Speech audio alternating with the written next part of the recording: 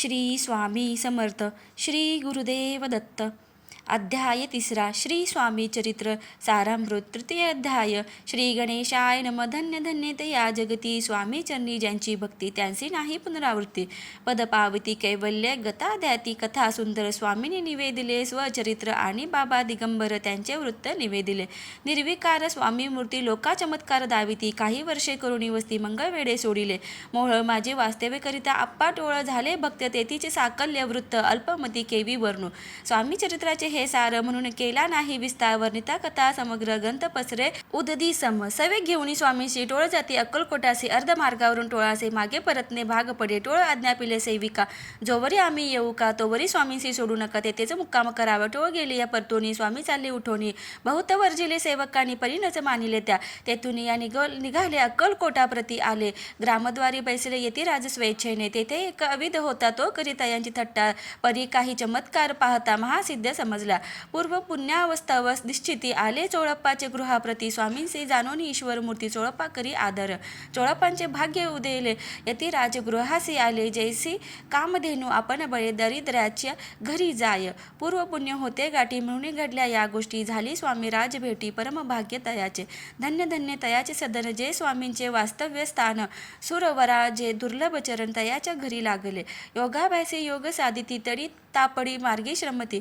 निराहार किती क राहती मौन धरिती किती एक चरणी उभे राहून सदा अविलोकिती गगन. एक गिगरी गवरी बैसोन तपश्चर्या करिता ती. एक पंचाग्नी साधन करीते. एक पवनाते बक्षिती. कित्येक संन्यासी होती संसार अवघा सांडोनी. एक करीती कीर्तन एक मांडिती पूजन. एक करीती होम हवन. एक षष्टकर्मे आचरिते. एक लोका उपदेशिती. एक भजना माझी नाचती. एक ब्राह्मण भोजन करीते. एक बांधिती देवालय. परिचयाचे चरण दुर्लभ सद्ध भक्ती बाचोन. केली यासी नाना साधन भावाविन सर्व व्यर्थ. योग दिकस काही चोळप्पाने केले नाही. परिभक्ती स्तव पाही स्वामी आले सदनाते. तयाची देखून या भक्ती स्वामी तेथे भोजन करीती. तेव्हा चोळप्पाचे चित्ती आनंद झाला बहुशाळा. तेपासून तयाचे घरी राहिले स्वामी अवतारी. दिवसेंदिवस चाकरी चोळप्पा करी अधिकाधिक. तेंवी राज्य पदाधिकारी. मालोजीराजे गादीवरी दक्ष असुनी कारभारी. परमज्ञानी असती जे अक्कलकोटची प्रख्याती. तेव्हा काही विशेष नव्हती परी तयाचे भाग्य निश्चिती. स्वामी चरणी उदेले तैपासून जगात त्या नगराचे नाव गाजत. अप्रसिद्ध ते प्रख्यात किती एक जाहले. चोळप्पांचे गृहाप्रती आले कोणी एक येती. लोका चमत्कार दाविती गावात बात पसरली. आपुली व्हावी प्रख्याती ऐसे नाही जयांची चित्ती. म्हणून या स्वामी राज येती बहुधा न जाती फिरावया. लोकां माझी पसरली मातन रूपासी. कळला वृत्तांत की आपुलिया नगरात येती विख्यात पातले. राहती चोळप्पाचे घरी दर्शना जाती नरनारी. असती केवळ अवतारी लीला ज्यांची विचित्र. वार्ता ऐसे ऐकुनी राव बोलले कायवानी. गावात येती येऊनी फार दिवस जाहले.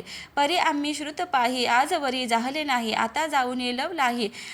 भेटू तया यती वर्या परी ते केवळ अंतर्ज्ञानी. ऐसी वार्ता ऐकली कानी. हे सत्य तरी येऊनी आताच देती दर्शना. राव मुखातून वाणी निघाली तोची यती मूर्ती पुढे ठेली. सकल सभा चकित झाली मती गुंगली रायाची. सिंहासनाखाली उतरवून राव घाली लोटांगण. प्रेमाश्रूंनी भरले नयन कंठ झाला सद्गीत. दृढ घातली मिठी चरणी चरण धुतले नेत्राश्रूंनी. मग तया हस्तकी धरुनी आसनावरी बैसविले. खून पटली अंतरी स्वामी केवळ अवतारी. अभक्ती पळून गेली दूर चरणी भक्ती जडली ते.